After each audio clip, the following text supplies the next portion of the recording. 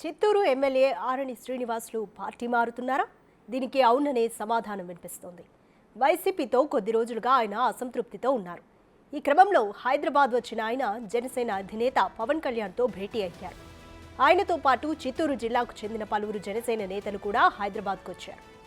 జనసేనలో చేరి తిరుపతి నుంచి పోటీ చేయాలని ఆరణి శ్రీనివాస్ ఆశపడుతున్నారు.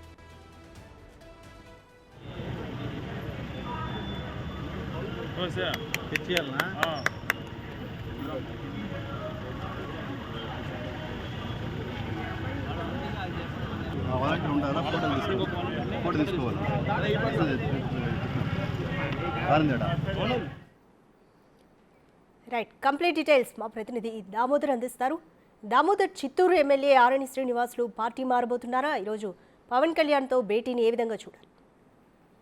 చిత్తూరు ఎమ్మెల్యే ఆరణి శ్రీనివాసులకు అతనికి సిట్టింగ్ శాసనసభ్యుడిగా ఉన్నప్పటికీ అతనికి కాకుండా విజయానందరెడ్డికి చిత్తూరు టికెట్ ఇప్పటికే వైసీపీ ప్రకటించిన నేపథ్యంలో అప్పటి నుంచి అసమ్మతిగా ఉన్నాడు. మధ్యలో కొంతకాలం రాజ్యసభలో అవకాశం ఇస్తామంటూ కూడా అధిష్టానం చెప్పడంతో సైలెంట్ గా ఉన్నాడు. ఆ తర్వాత ఆయన పక్క చూపులు చూడడం మొదలు పెట్టాడు. ఇందులో భాగంగా ఇప్పటికే జనసేన అధినేత పవన్ కళ్యాణ్తో పలుమార్లు సంప్రదింపులు జరిపినట్టు తెలుస్తుంది. ఈ రోజు ఆయన హైదరాబాద్ లోని పవన్ కళ్యాణ్ నివాసంలో పవన్ కళ్యాణ్ ను కలిసినట్టు తెలుస్తుంది. ఆయనతో పాటు తిరుపతి నగరానికి చెందిన నాయకులు కూడా ఉన్నారు.